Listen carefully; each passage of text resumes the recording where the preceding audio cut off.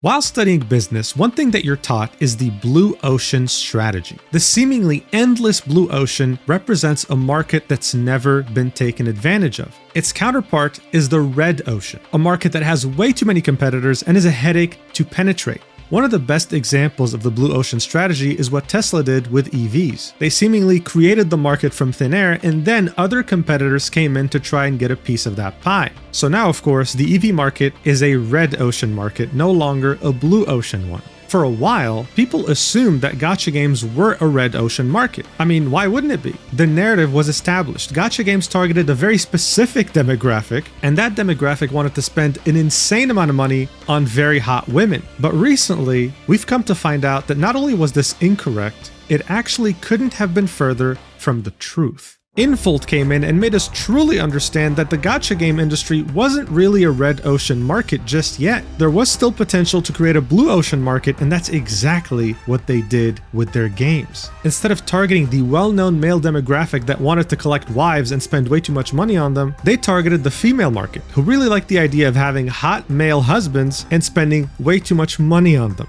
But targeting the female demographic didn't just end there. Infold saw very lucrative opportunities that other studios were not taking advantage of and proceeded to release their newest title, Infinity Nikki, which was a gacha game, but at its core was a dress-up game. It was an open-world game with the goal of dressing up your character in different outfits that you loved, and they were onto something. When the game released, it received immediate success, reaching 10 million downloads on all platforms, PC, mobile, and even PS5. This is extremely impressive even for a free-to-play game. It's ridiculous. It truly showed that there was a demographic in gacha games that was ignored for years, and Infold was finally able to give them what they wanted.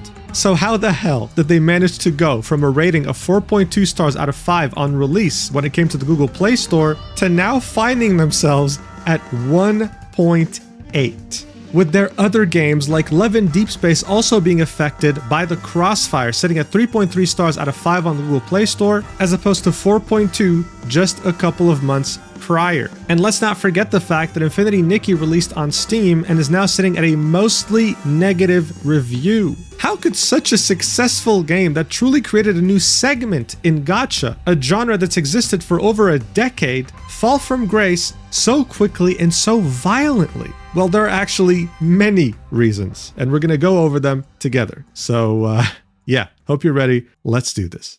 Do you know what's more rare than a double rainbow? Finding a gacha game that doesn't have a 50-50 system. You just get the character you want. Isn't that crazy?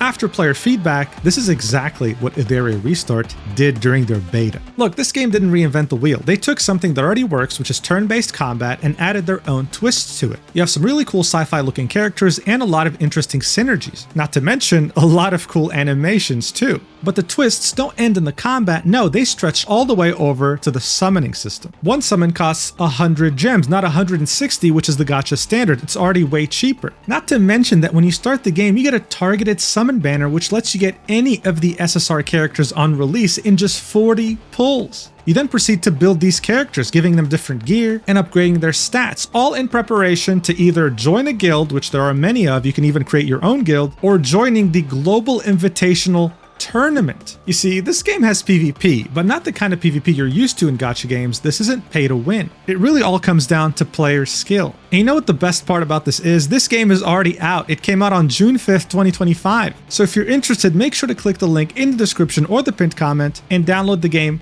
today. Thank you so much, Idere Restart, for sponsoring this video. Alright, so Infold has actually been around for over a decade now. The first game they've ever released was in 2012, and it was called Nikki Up to You. It was the first entry in the series of Nikki, and it was also a dress-up game, although still not very well known at the time. Now, to be clear, the main developer for these games has always been Paper Games, a Chinese game developer. But in 2022, they launched Infold, their new international brand. 2024 was a very big year for Infold because they released 2 titles that truly revolutionized gacha. One of those games is, of course, Love in Deep Space. This game truly showed us, once and for all, that females are not only as horny as men when it comes to their gacha games, but they make men look like rookies in comparison. Listen, bro, I'm not making this up, okay? Once upon a time, I streamed this game, and let me tell you, dude, you literally get pounded. Like, literally. Like, I'm not even joking. There are cutscenes where you're getting pounded by these male characters. All right, like this is this is next level. And guess what? It made more money than we could have ever imagined. Ever since its release,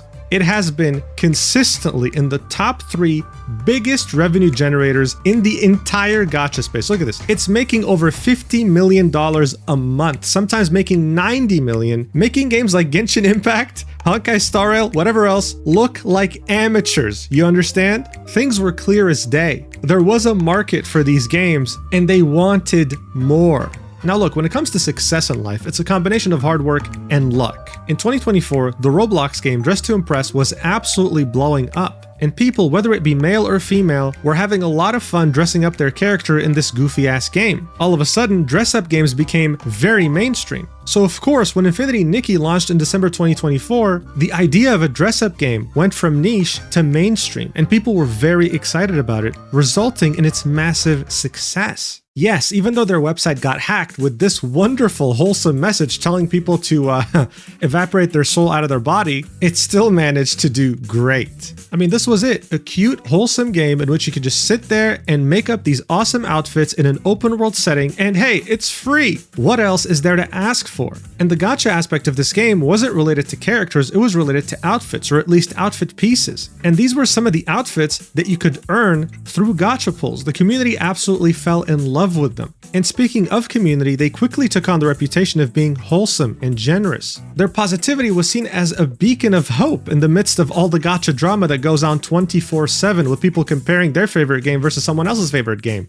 At this point, it was hard to think that anything could go wrong. Infold was on a roll until they weren't. While the game did enjoy a lot of players, the revenue wasn't really reflecting its success. From December 2024 to January 2025, it made 50% of its revenue both in the Chinese markets and in the Western markets combined. This downwards trend would continue from January to February and wouldn't really recover by March. It certainly wasn't making as much revenue as a game like Love in Deep Space, and red flags started popping up until a nuclear eruption took place. Steam is easily one of the best reasons to ever become a PC gamer. Valve has proven time and time again that they are the only people to be trusted running a platform like this. There's a reason why it has so many people using it every single day. So of course, getting your game on this platform is a big deal because not everyone is willing to download your custom launcher. There are many PC gamers who prefer to have everything in their Steam library, and if it's not the case, it's a deal breaker. Seeing that revenue was on the downwards trend, Infinity Nikki was on the hunt for new players. So launching on Steam was an easy way to do that. Now look, usually paid games before releasing have pre-orders. That helps a company understand how much demand there is for the game, if the marketing is effective, and brings in some much needed cash before the game's release date. With gacha games though, seeing that they're free to play, they have something called pre-registration. If you make an account on their website, you pre-register. And if they meet pre-registration goals, as you can see here, you get rewards for each tier. Every single gacha game does this because it helps drive hype in anticipation of its release date. But there's no such thing as pre-registering on Steam. What there is though is the ability to wishlist a game you want to have, and you can do that for games that haven't released yet. So Infinity Nikki went ahead and set goals like they would in a pre-registration, but this time they'd be tied to the Steam wishlists. And as you can see, there was 4 different tiers here. The first one being 10,000 wishlists and it gives you a live wallpaper. The second one being 50,000 wishlists and it gives you concept art. The third goal is 100,000 wishlists and gives you a bunch of resonance crystals. Now, what are resonance crystals? Well, this is the gacha currency you need to wish, or gamble, and get new outfit pieces. There are 2 types of banners that you can wish on in the game. The first one being a limited banner. This only comes in for like 2 to 3 weeks and you need revelation crystals for it. The other banner is a permanent banner, it never leaves, and for this you need resonance crystals. So 100,000 wishlist was showing resonance crystals. Awesome. But the fourth and final goal, being at 200,000 wishlists, was the final surprise, showing a shape of a gacha currency. People assumed that this one would be the revelation crystal, what you need to pull on the limited banner, which is probably the most important currency in the game. This only made sense because 200,000 was double the last goal, and the last goal was going to give you resonite crystals anyway. So of course, seeing that this community is very wholesome and tight-knit, they went ahead and wishlisted the hell out of this game on Steam, even though many of them already had the launcher. They reached 100,000 and then they managed to reach 200,000. But then they noticed something weird. The official Infinity Nikki account completely changed the image. It went from this, with the fourth and final image potentially looking like a revelation crystal, to it just being a chest of resonite crystals like the third one. So in the first image, the 100,000 wishlist goal had 11 resonite crystals in the chest. And people were assuming they were either going to get more resonite crystals on the fourth wishlist goal or revelation crystals. The image completely changed that, and instead of having 11 resonite crystals in the third goal, they switched it to 2, which is exactly what they ended up getting. And then the final surprise, the 200,000 wishlist goal, contained a chest of 8 crystals. So in total, they got 10 resonite crystals, when in reality, they should have gotten 11 just for the third goal. People were obviously outraged here, like, what? Why are you being so stingy over something so stupid? Like over 10 pulls, really? It's as if they were giving away real crystals. Like, what the hell was going on? The post celebrating 200,000 wishlists on Steam from Infinity Nikki with this changed image had 100 replies, and none of them were really happy. And after sufficient community backlash, they finally quote tweeted that tweet and said, you know what, guys? We're gonna give you 10 revelation crystals. Thank you so much for being such amazing fans. This led many people to believe that they were hoping that the community wouldn't notice, but when they did, they ended up giving them the rewards they were meant to have in the first place anyway. So look, this might seem like a small incident to you, but so far this game has been nothing but perfect. You have to understand that. This was the first instance in which they did something so weird, so scummy, and in which they played with their community's trust. But hey, listen, the community, as I said, is wholesome. They were willing to get past this and get back to the game they loved. Unfortunately though, this was only the beginning for Infold's absolute roller coaster ride down to hell. So look, one thing you have to understand is that the release on Steam was going to coincide with a massive update, which was the 1.5 update. This had features the community was very excited about, like a co-op mode. Before this, you weren't really able to play with other players, your world only had you. But in 1.5, you were going to be able to play with a friend, exploring the world together and showing off your outfits. Additionally, there was going to be a full-fledged dye system. Before this, each outfit had like 2 or 3 colors that you could pull using the gacha mechanic. But here you had a seemingly endless amount of colors with their different palettes, capable of drastically changing any outfit you own. I can't really overstate just how excited the community was about dyeing. In fact, Infinity Nikki had hyped the hell out of it by releasing an event in 1.4 called Caring for the Bulkhead, or Bulkwit, or whatever. You can make fun of me in the comments for my spelling. This event had you collect different plants, fruits, and shellfish in the open world so that you can combine them in order to create different dyes. You then tested all those different dyes on the Bulkhead. Players loved this event, trying to figure out all the different combinations, and collected a gazillion of these materials in anticipation for the 1.5 update so that they can dye their outfits. April 28th was going to be the game's release date on Steam, and 1.5 would follow. This was going to be a new chapter in this game's history that would change everything. And it did indeed change everything, except everything for the worst, and players were completely blindsided by this. You see, prior to the 1.5 update, when you would launch the game and play through the tutorial, it would show you the backstory. Nikki is preparing for her prom, so she goes to her attic, opens the closet, and finds one of her mother's old dresses. That dress turns out to be breathtaking, and for whatever reason, it starts dancing with Nikki all of a sudden. After some short dance moves, the dress puts itself on Nikki and transports her to another world. In this world, she meets a goddess that looks really cool, by the way, who tells her that she used to know her mother a long time ago and that now she has to save this world by collecting all the different miracle outfits. So even if you weren't a story player or someone who necessarily cares about lore, this intro still managed to somehow captivate you, to reel you into this new world that you just found yourself in. Not to mention, this isn't generic in any way. It's not the typical gacha story. It's original and beautiful and leaves you with just enough questions to keep going. However, when old players launched the game after the 1.5 update, they were met with this cutscene. It was all so sudden, there was no prior warning, and they were like, what the hell's going on? They were met with this new strange character that they had never met before, talking to them about how they're a goddess or whatever, and then they found themselves doing another tutorial even though they've been playing the game for a long time. People were wondering, what the hell is this? Some kind of prank? What's going on here? Well, it turned out that the whole story changed, okay? It was retconned. That's the term. It was retconned, and everything you've known beforehand didn't matter anymore. There was no dress in the attic, your mother, who cares about her? You having to save the world? We don't know why. You're just a goddess or whatever, and yeah, just go do you. Like, nothing made sense. Players were absolutely baffled. Why would you change such a perfect story? It didn't make any sense. Here are some comparisons, right? You start in the attic in the old one. In the new one, you just start somewhere unknown. You have no idea where you're at.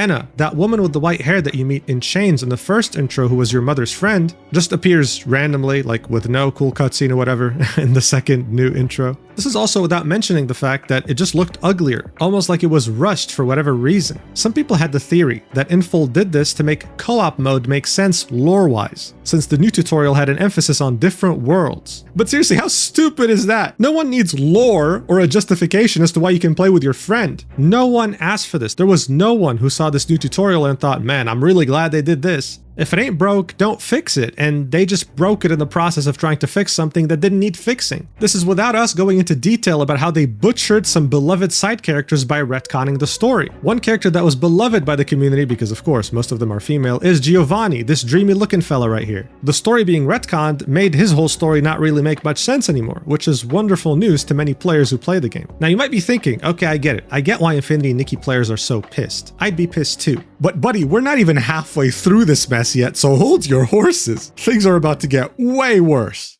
Look, if you play gacha games, you know how the gacha system works. You pull on the banner of a character you want, using either the currency you earn in-game or one that you buy in the store. You can get really lucky initially and get what you want, or you can get really unlucky, but not too unlucky because there's a pity system that limits how unlucky you can get before giving you what you want. If you want to go the extra mile, or if you're rich or just irresponsible with your money, you can usually pull for the same character multiple times and their copies would give them more abilities, making them OP as hell. Now, based on how lucky or unlucky you are, and if we're going to assume that you're only buying the currency, not earning it in-game, prices have always varied. But recently, because of pressure from the United States, Genshin was forced to show exactly how much a character would cost if you were to be lucky or the unluckiest possible. And as you can see here, it's $1.98 to $475.2. So if you bought all your currency from the store in Genshin Impact and got extremely unlucky, reaching Heart Pity at 90 wishes, you would have paid $475.2. Keep that in mind. Now, in Infinity Nikki, you're not pulling for a character, you're pulling for an outfit, but not just one outfit, not one piece, you're pulling for multiple pieces of that same outfit. Usually a 5-star limited outfit will have around 10 different pieces. So you're going to be wishing a lot, but thankfully the chances of getting a duplicate are very low. And before the dice system was even introduced, the way you could get different colors for the outfit was to 1. Get the whole outfit, 2. Get 180 wishes, or 3. Get 230 wishes, with each one granting you a different color. Now look, overall, a lot of players collected currency in-game in order to get these outfits, but if you were to do this with money only, with no currency collected in-game, this could amount to close to 600 USD, trying to get all the pieces of an outfit, plus getting all colors, including the 230 wish one. Even compared to other gacha games, this was more expensive on average. So it comes as no surprise that when 1.5 dropped and the very hyped up limited outfit banners came out, people couldn't believe the fact that instead of having 10 pieces, these outfits had 11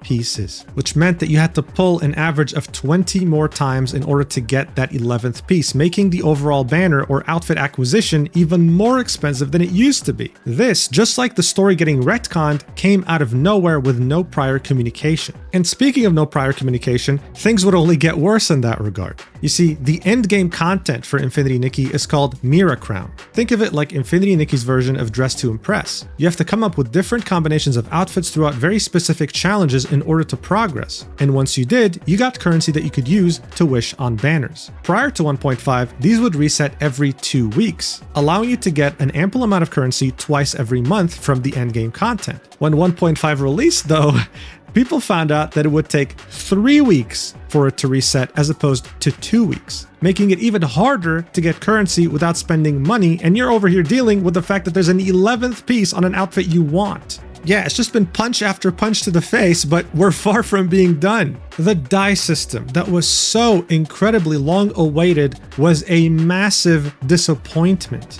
Those materials that people spent a very long time farming in preparation for this system were now deemed useless. You now needed a new kind of currency that costs money in order to unlock the colors. And just as you thought that this already sucks, well, it sucks even more, because you have to unlock the color you want on each individual piece of clothing, which means you need to unlock it 11 times. 11 times! So unless you were willing to cough out hundreds of dollars on currency packs, you could kiss that sweet dream of having a functioning die system goodbye. This was especially hurtful to the players because much of these colors were named after the fruit materials that were present during the dyeing event. Player trust was being squandered at every second, and it was obvious much of these changes were last second. What was going on at Infold for this to happen? Well, a lot of incompetence, but also potentially illegal activities.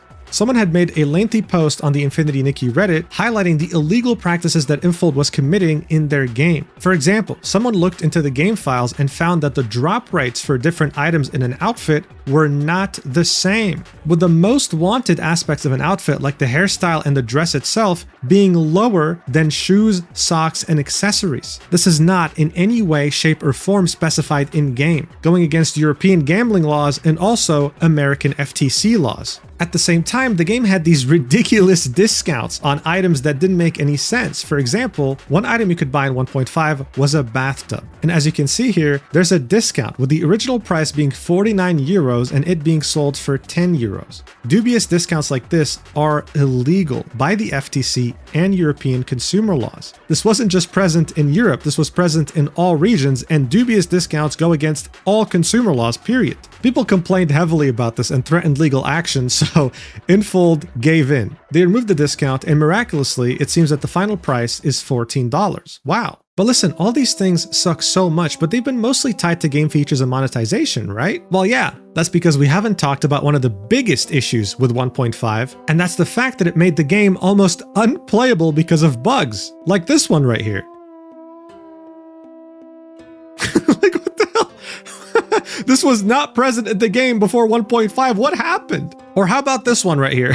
The floating bike. Like, come on, how does this happen? Someone commented, insane, another retcon. Nikki now literally a bodiless no-clip entity. I should mention though that not all bugs were funny. Some people genuinely couldn't log into the game, and if they did, it would immediately just crash. But there really were a lot of funny bugs. Oh, Nikki's opening a door. Oh, the door teleported. There was even a bug in which the new character that shows up in the new intro doesn't even appear. And the person who posted it said, maybe the best bug in 1.5 version. Dude, people hated this new story.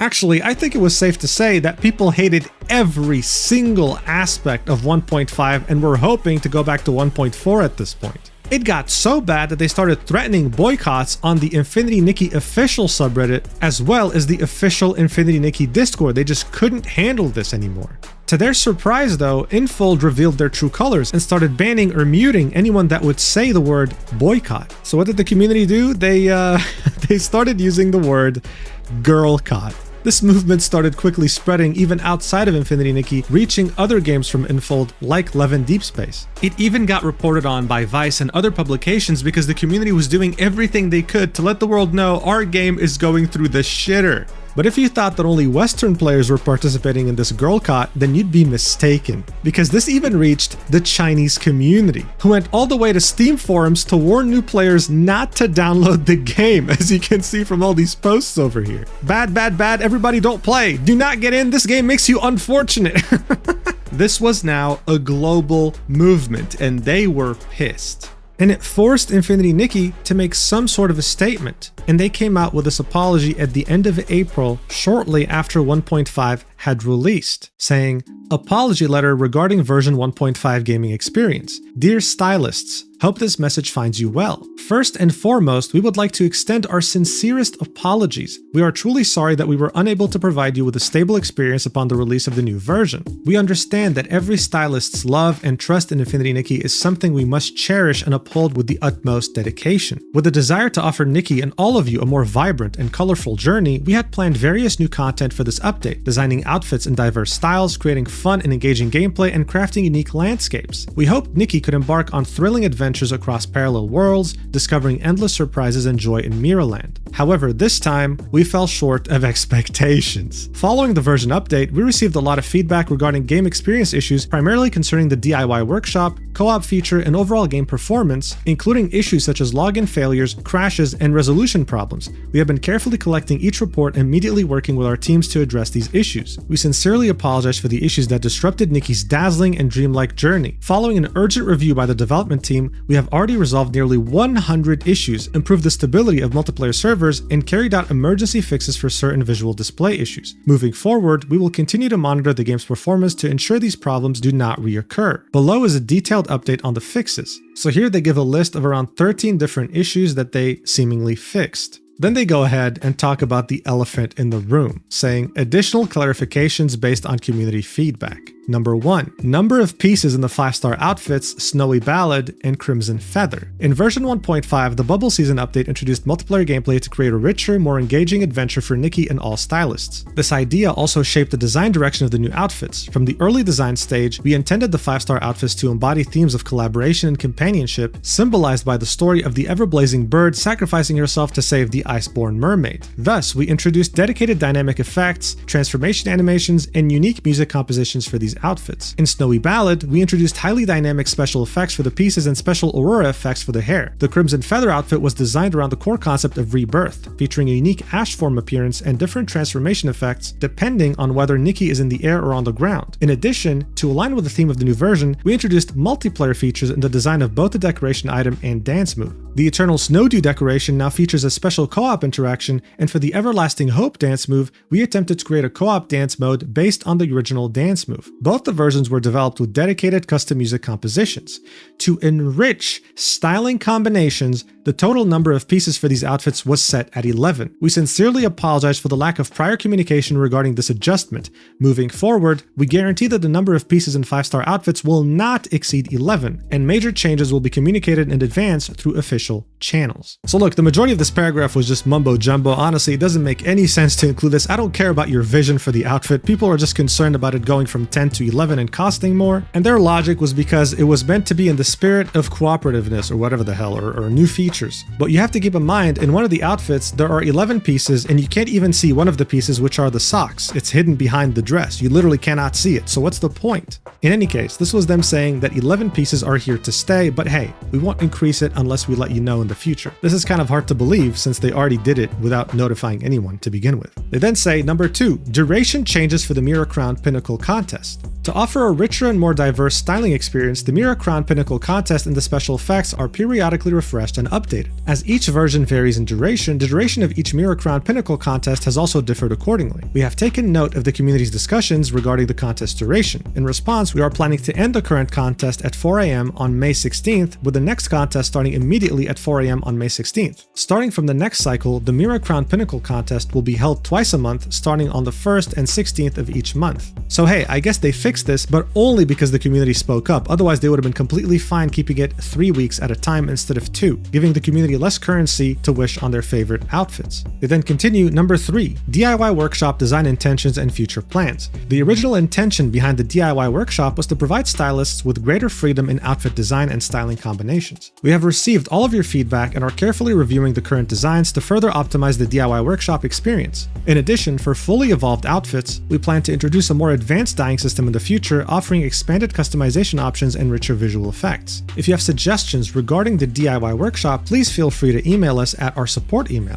Every piece of feedback from you is a driving force for us. Your voices guide Infinity Nikki's path forward. In the future, we will conduct thorough reviews, strengthen our QA processes, and approach every update to prevent such issues from happening again. As an expression of our heartfelt apologies, we will be distributing the following compensation to all players via in-game mail, which are 10 Revelation Crystals, 10 Resonite Crystals, and 1,200 diamonds. So 10 wishes on the limited banner, 10 wishes on the permanent banner, and 1,200 diamonds for you to buy 10 wishes on whichever banner you want. They then end this by saying, finally, we would like to speak from the heart. Version 1.5 marks a major milestone for Infinity Nikki. In this version, we took a bold step forward, introducing co-op gameplay for the first time. We hope Nikki's journey can now stretch even further across the vast sea of stars, where every heart longing for warmth can find connection and companionship. Every member of our team shares the same deep love for the Nikki IP, and treats every version update with the utmost care and commitment. We stand together with all our stylists. We may have yet to build a world that fully lives up to your expectations, but we have never stopped running forward because to us, Infinity Nikki has always been more than just a game. It is a dream built over 5 years from thousands of sketches and endless passion. Like many of you, we adjust the camera angles again and again to capture Nikki's perfect moments, and we cheer with joy at the beauty of each new outfit. These are not just empty words. We have always held tightly to the original dream and passion, which is to make Infinity Nikki a world worth staying in. That has always been and will always be our reason for loving this world. Thank you once again for your support. We know that there is still much for us to improve, but because of your companionship, Nikki's journey can continue to push the boundaries of imagination. Please give us one more chance to let Nikki's starlight continue to shine for us all and to keep the warmth in our hearts forever burning bright. Sincerely, the Infinity Nikki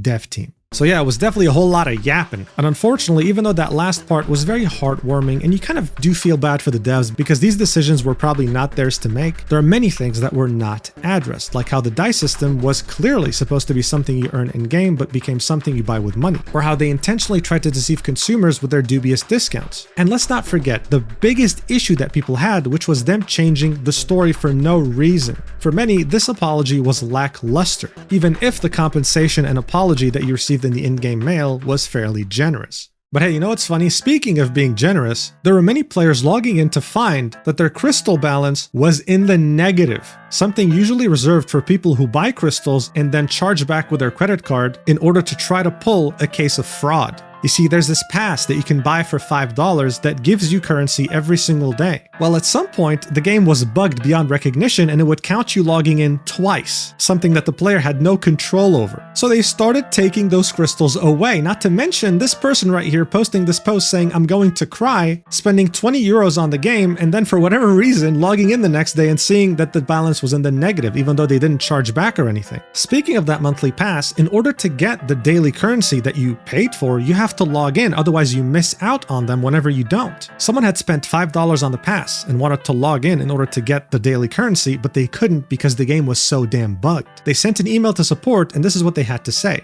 "Sorry for the late reply. This inability to log in resulting in rewards not being claimed is not compensable. Please log in on another device as soon as possible the next time you experience the situation. Thank you for your patience."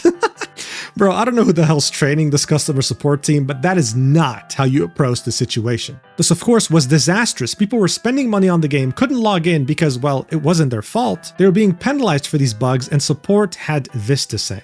Wow. But don't worry, because a higher up in the support team saw this disastrous response and decided to take things into their own hands, sending another message to this person saying, "Dear stylist, we noticed that our previous response to your inquiry was incorrect and we apologize for the inconvenience caused to you. Please provide us with your UID, the symptoms of your inability to log in, and the number of days affected. We will further verify the situation and promptly communicate with you on the follow-up situation. Best regards, Infinity Nikki support team." Well, that's cool, right? That's way better than that last response. Way to go, right? Well, 12 hours later, he gets another message, and it's, "Hi stylist, we have detected that you have not responded for a long time, and this ticket will be automatically closed. If you have any further questions, please initiate a new inquiry. Thank you for your understanding." Total unforgivable chaos in every way, shape, and form. And after that first apology, there was nothing else coming from them. Absolute radio silence. The community was still not happy, mind you, because the apology barely covered half of the grievances they had. But this all changed on May 18th, a bit over 2 weeks since 1.5 came out, and it somehow managed to get even worse. On May 18th, Infinity Nikki would put out yet another statement saying, "Dear stylist, this is the Infinity Nikki dev team. First and foremost, we sincerely thank you for your unwavering support and love for Infinity Nikki. Since the launch of version 1.5, insufficient preparation during pre-release testing led to unexpected live issues, resulting in an unstable game environment and unsatisfactory content. We fully acknowledge that this is our responsibility, and addressing these shortcomings remains a top priority for our team moving forward. Additionally, we encountered technical challenges during development that require more time to resolve thoroughly. Following rigorous assessment, we decided to extend version 1.5's end date to ensure greater stability and prevent similar issues from reoccurring. We're acutely aware that these recent issues have impacted your experience and damaged the trust and affection you've placed in us. To all stylists, we offer our deepest apologies." So then they go ahead and outline that version 1.5 is going to end on June 12th, a delay of a few weeks. And then they proceed to say, weekly tasks, Starlit Pursuit delay notice. After version 1.5 launched, we received extensive feedback on co-op features and gameplay. Based on this, we are optimizing related systems, and the new weekly tasks, Starlit Pursuit, originally scheduled for May 20th, will now debut in version 1.6. This is an event with co-op being the main focus, right? They then continue saying, this delay allows us to refine task mechanics for a smoother experience. Additional details will be announced at a later date. Please stay tuned. In light of this change, 360 Starlit Crystals will be given to all players as compensation. That's 3 wishes, okay? They continue, we extend our heartfelt gratitude to every stylist for your understanding and continued support. Throughout the development journey since launch, we've faced a multitude of challenges and uncertainties, from optimizing performance across diverse devices with varying capabilities to tackling unexpected technical roadblocks, and many of these hurdles were unprecedented for our team. Rather than offering premature communication, we chose to tackle these problems methodically, responding to your expectations only once we had secured concrete solutions. But rest assured, we've heard your feedback loud and clear. The Threads of Reunion storyline's absence in this version was never intended as a removal from Infinity Nikki's narrative. Its associated outfit remains on our development roadmap. Due to technical hurdles in version 1.5, we were unable to properly refine the introduction of the Sea of Stars chapter and the narrative setup for Threads of Reunion, which regrettably led to confusion. These elements are planned for future updates. Plans are underway to expand tiered cumulative top-up rewards in upcoming versions. New gameplay systems will undergo rigorous design scrutiny to ensure seamless integration into the open-world experience and lore consistency. On top of that, adaptation, performance, and stability issues across various platforms, including PlayStation, have been identified and are being resolved systematically. There are also unlisted adjustments under discussion. Some changes require extended development cycles, but we commit to implementing them through phased updates. We will share progress once plans solidify and milestones are reached. In the meantime, we humbly ask for your continued patience and trust. So finally, around halfway through this paragraph, we got some sort of a confirmation that they're aware that people hate this new intro. But they only were talking about the associated outfit to that original story. And they said, don't worry guys, it's still coming. No mention of the entire story changing and them maybe going back to the old one. They then said, oh yeah, due to technical hurdles, we had to kind of rush this intro. Well, how is that my problem? How about you just don't release it because the old one was perfect in its own way? You didn't need to even do this, especially not to introduce co-op. Who cares? And then my favorite part is that how as soon as they're done talking about what pisses people off the most, this change in story, they say, plans are underway to expand tiered cumulative top-up rewards in upcoming versions. Dude, who asked? Like, who asked? It's like, hey guys, we know you hate the fact that we changed the story. Anyway, if you spend money, you'll be getting more rewards. It's like, I don't care, bitch! How tone deaf is that? They then continue and say, we fully recognize that our current communication efforts may not meet every stylist's expectations. To address this, we are launching a new initiative, the Mirrorland Roundtable, to openly address player concerns and collaboratively explore solutions. We sincerely invite all stylists to share their feedback and suggestions through the following dedicated channels. Your candid feedback, both critical and encouraging, has prompted deeper reflection. Drafting this message stirs mixed emotions, guilt over delayed promises, yet gratitude for your unwavering support. As compensation for version 1.5 shortcomings and schedule changes, all stylists will receive diamonds, as well as energy crystals every day from June 5th to June 12th, totaling 960 diamonds and 8 energy crystals. Thank you for standing with us. Together we'll make Infinity Nikki shine brighter than ever. So yeah, another non-apology. Pretty much not reassuring players in any way, shape, or form. This whole Mirrorland Roundtable is too little too late. You've already implemented changes that are ridiculous in scope and size without even notifying the community. How are they supposed to trust you with this roundtable now? There are 444 replies to this tweet, and let me tell you, most of them are furious. Because as this comment right here points out, 220 pity not being lowered, barely addressing Retcon's story, no addressing the horrible dying system, no addressing the Mirror crown changes, but hey, we got 8 pulls. That was the sentiment in the majority of the community, both global and Chinese. So it didn't really take long, but people who were very big fans of the game painfully chose to uninstall after seeing just how tone deaf the dev team was. And this once wholesome community, this once very positive and contagiously nice community, was just riddled with people who had lost all hope, who were depressed at the fact that this game was never going to be the game they loved just one update ago. It was very sad to see because, as I said in the beginning, in the gacha community, this was seen as the beacon of hope. The one game that was immune to the very stupid gacha drama that plagues other games every single day online. And some people were getting tired of people telling them that they uninstalled because the posts were getting that much common on the Infinity Nikki unofficial Reddit as well as other places online. But why did this happen? Why did this develop developers shoot themselves in the foot with a goddamn shotgun when their community loved their game? Well, there are a few theories. Let's talk about them. As I pointed out before, the revenue for this game has just been going down every single month fairly consistently. Before the game released, the CEO of the studio revealed that Infinity Nikki was being developed by over 1,000 people. Okay, this was a very big team. Of course, this includes outsourcers. Not everyone actually works at Infold, but you get the point. This cost a lot of money to make. So look, like this post on Reddit explains it, there are many theories here, but if you worked a corporate job before and everything was going well until one of your bosses was replaced with some idiot, this might seem very familiar to you. It happens too often, unfortunately. Maybe a new boss comes in, they have ego issues, they're insecure, they have imposter syndrome, they want people to think that they're smart, so they make these crazy major changes that no one ends up liking and they end up screwing up the whole company. This is maybe what's happening at Infold. But interestingly enough, this hasn't stopped them from aggressively recruiting in their Shanghai office. And you gotta wonder, why? Maybe it's for their money printer Love and Deep Space, or maybe because they laid off a lot of Infinity Nikki devs that were originally on the game and are replacing them with cheaper labor. Who knows? What I do know for certain though is that this game was a breath of fresh air in the gacha community, and it made an important segment if players feel like they're finally validated with a game that meant something for them. Are they going to be able to get a game like that again? Well, I hope so, because they deserve it. But that's not to say that there aren't any Infinity Nikki players hoping that the game will redeem itself. Those still exist, and you know what? For their sake, I hope that that will be the case.